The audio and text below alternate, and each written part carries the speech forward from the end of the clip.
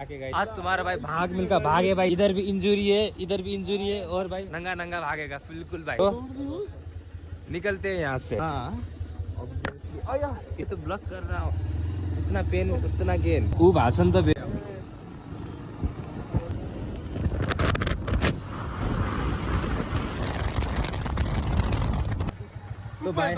तो भाई लोग आगे ट्रैफिक वाले, इसलिए भाई हम लोग यहाँ पर भाई रुक गए। तो भाई मैं जा रहा हूँ वॉक करते करते ट्रैफिक से पार। उसके बाद भाई पीछे पीछे आएंगे भांजा और मेरा डेविड दोस्त, और उसके बाद फिर हम लोग तिरपल रोड बैठेंगे और निकल जाएंगे गाइज। पुलिस को ठोक के हम लोग जाएंगे गाइज, क्योंकि भाई सामने पुलिस है और हम लोग तो भाई तिरपल रोड है, तो भाई फुल चालान काटेगा, इसलिए भाई सीधा भाई भांजा ने अंदर डाल दिया। तो मस्त यहाँ से मैं थोड़ा बहुत मैं वॉक करते करते भाई पुलिस के पार जाऊंगा। उसके बाद भाई भांजा लोग को वेट करूंगा और फिर निकल जाऊंगा गाइस तिरपल रोड। तो आप लोग देख पा रहे हो भांजा भी उधर चले गए। तो चलो